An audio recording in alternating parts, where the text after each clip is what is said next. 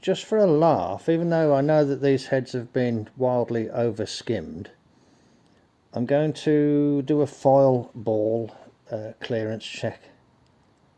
This is the gasket that was on there. I put the head on and turned it over, and I couldn't actually feel any clashing, so I'm going to put it on and turn it over, and let's see what happens.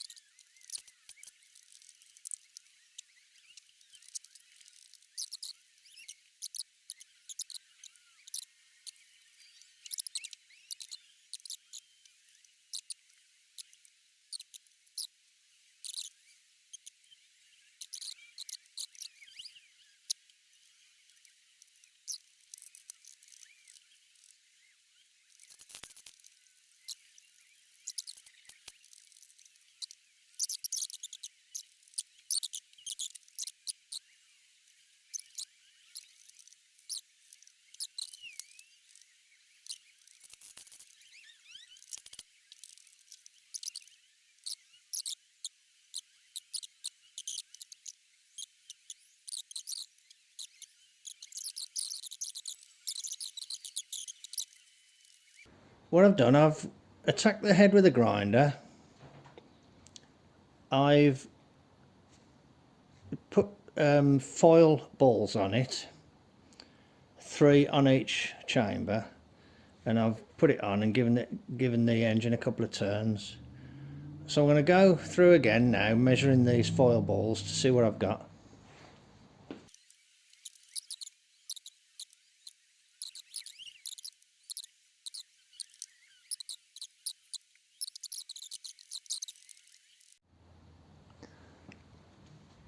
Hello. I've had another lick at it with the grinder, and I've put the foil balls back. I put some new foil balls in. I've added another one near the middle, just for the sake of completeness. So let's put this back on then.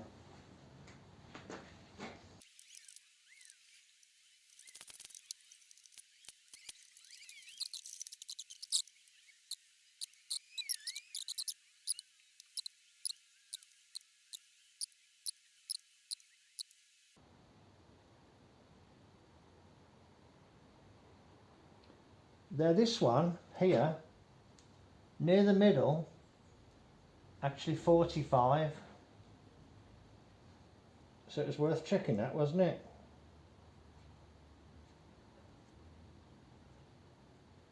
.46, 45. Now, sorry, you're getting a bit of a mess with all this Vaseline. You can tell, you can see why this one's tighter than the others. Yeah, I don't know if you can see from where you are, but the all the others have been eaten away by corrosion and then smoothed out. This one still has a nice sort of well-defined dimple in the middle. So this area here hasn't been eaten away by corrosion. So I'm going to lick that away just a bit, just to give it a little bit more clearance in the middle of the dome. Because these heads have been skimmed about 65 thou. So just a tiny little bit more of a skim there, and I'll call it good. I just did another round of grinding on that one there, and I've measured it, and I measured 51 and 52 thou in the middle there. So that should be enough. So I'm just at the point now where I'm contemplating I could actually put this head on. Okay, so there we are, a good little session today. All the conrod bolts torqued, all the main caps torqued, lock wire fitted, head checked and clearanced as necessary. that is ready to run, and they run well when they're running about 50 thou clearance. It's the recommended ideal sort of squish height. Okay, right. I'm beginning to get good vibes about this engine, or maybe vibes ain't the word to use after how it was before. Anyway, you know what I mean. Okay, righto, we'll leave it at that then, and I'll catch you on the next one. Bye. Hello. I thought I'd just do a quick roundup at the end of today's session. Nothing ground shaking, but these plodding jobs that you have to work your way through methodically. Flywheel on, flywheel bolts torqued, flywheel bolts safety wired, clutch on, bolted down, torqued. Inlet manifold cleaned, fitted, bolts cleaned, fitted and torqued. Shields inside cleaned and fitted. Didn't show those obviously. Next job will be oil pan, oil pump, front pulley. I can put the water pumps back on, I suppose, the ones that were on it, so they can go on. Other than that, it'll be ready to go back in the truck when I'm ready to pull the French motor out. Okay, righto. Thanks very much then. I'll catch you on the next one. Bye.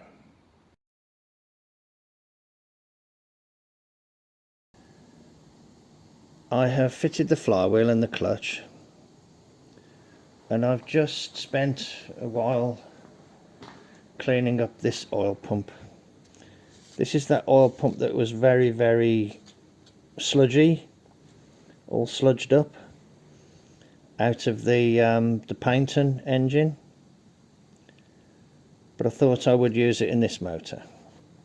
The oil pump that was in this motor is in the French engine that's in the truck. This oil pump is the one with the taller gears, which is a higher volume than the other type that doesn't have this part here. Taller gears, that part. I don't know what sort of pump this is, but it's just a later sort of pump. So I'm hoping, and this is the same sort of pump that was on it before, so I'm hoping this pump will give a reasonable oil pressure with this set of bearings. I fitted 2 O-rings on that area under there, and I've also used my new safety wire pliers to try and do a better job of the safety wiring there. Yesterday I went over to a friend's house and retrieved this English oil pan. I believe this is from a truck, but he told me it's the same as a Pilot. It's a bit bashed about, so I didn't try and use the sump pan, but what I have done is retrieve the dipstick fitting from the side there. Can you see that it was soldered on? Now on these ones, that fitting is brass. Now what I have here is another Pilot or English type oil pan, and this is the brass fitting that I salvaged from that rather desperate looking sump pan that I just showed you. Today my job is to get this in place here. These are really nice, these brass ones. You know, look at that, it's as good as the day it was made. Okay, right, back in a bit.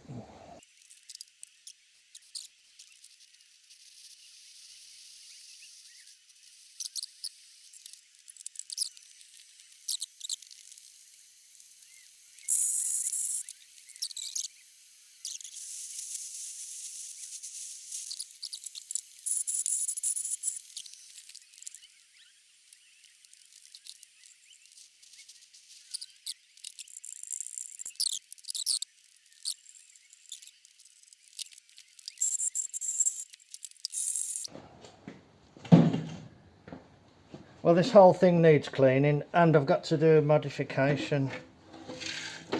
Can you see here? This area here is the wrong shape for a 59A type starter.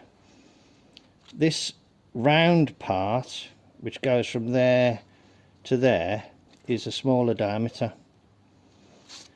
So I've got to hog this out, and I think I'm going to use a die grinder. I'm going to carefully mark this, or use a template. I'll show you.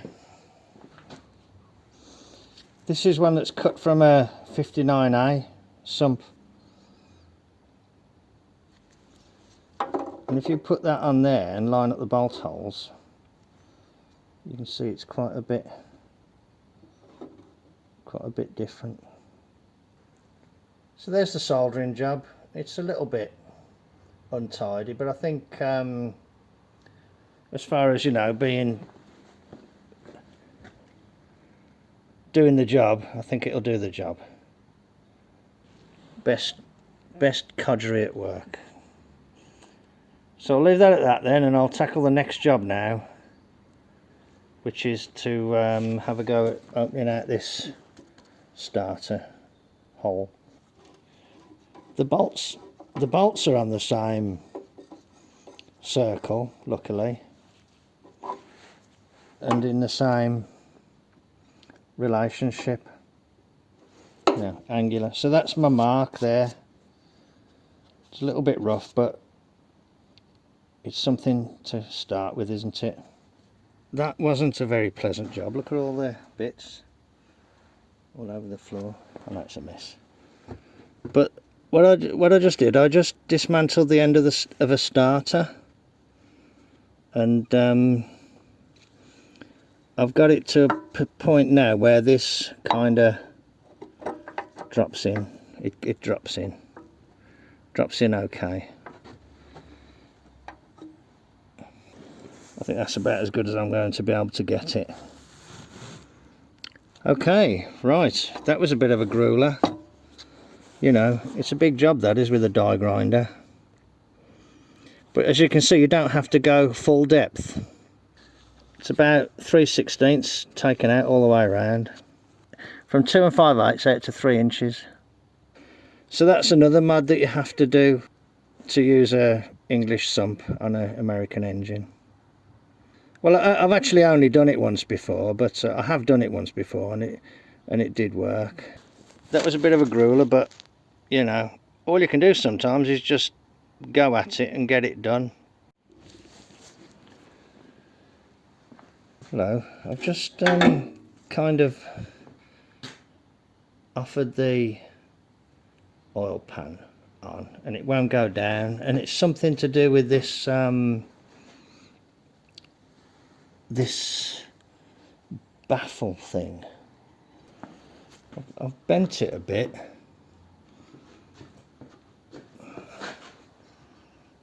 and it's kind of still just sitting on the edge of the filter. I don't think I can bend it any further without it breaking.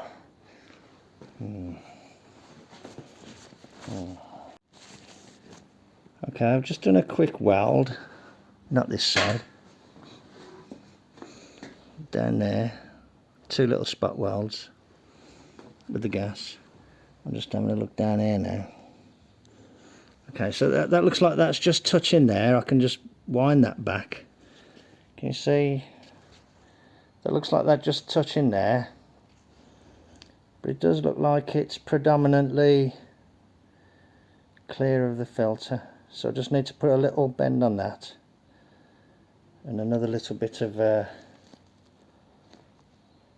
kind of reshape. Okay, yep, good. Hello, I've had another knock at it. This needs a little bit of straightening out, but that's a side issue. I've had another little knock at it, and I've just dropped it in, and it appears to be okay. Looking down there, I know I've torn the metal a bit, but you know, had to really. Okay, but now I've also had a little knock there, but now I think it's okay, because if you look, it's got movement like that. I'm looking at the bolt hole. It's not stuck one side or other of the bolt hole, it can go both ways. So that's okay, and it's the same here. This one's got movement as well. Before it was pushing it to the one side. Okay, so I think I need to knock it down there and knock it up there, just to level it out a bit. Thanks a lot then. I'll show you it again when it's all finished. Cheers then, bye. I put the oil pan on, and I've got a few of these screws like that, and they're just the right length, and I've got some washers, so I'll just use those there. You can't just go down the hardware store and buy UNC bolts here in England. So what I did, I put the oil pan on, and as an afterthought I thought, ooh, I'll check the alignment. So I've run a tap through all these holes, bolted this gearbox casing on this bell housing casing. It's actually from a French military gearbox. So all these are in alignment, and I slackened all the screws and retightened them all. Oh, I put a new seal in on the oil pan. The seal in the timing cover was new the last time I changed it, which wasn't very many miles ago. So the oil pan has a new seal in it. I just did a simple little job today. A couple of little simple little jobs. It's rather cold out here today, so I thought I'd just come out and do a couple of little jobs. I fitted the water pumps. These are the pumps that were on this engine. This is the one I rebuilt. This is the one that was bought as a rebuilt unit, and I fitted that pointer on there. It doesn't show up very well because it's painted. I also fitted these countersunk screws as well. I found those. I did those yesterday. Now that the water pumps are on, that's it. And this is in effect an exchange unit. This could be fitted, it could be fitted in there, it could be fitted in there, could be fitted in there. But what will probably happen is, well, I just don't know. I have built this engine basically, I have built this engine again rather than rebuilt. It's been assembled up with the existing pistons, but with a new set of rods and a new crank. When I say new, from another engine. Used parts from another engine. The heads were skimmed, and they were skimmed too much, so I've now clearanced the domes to suit. So I'm thinking that when this engine runs, it ought to run quite well, because it will have good compression. So I'm keen to see how it runs. My problem is that I haven't really run that French engine in the truck for long enough to make me want to pull it out. I just don't know. I haven't made my mind up. Righto. Enough waffle from me. Let's leave it at that for now. And thank you very much for joining me. I'll catch you on the next one. Cheers then. Bye.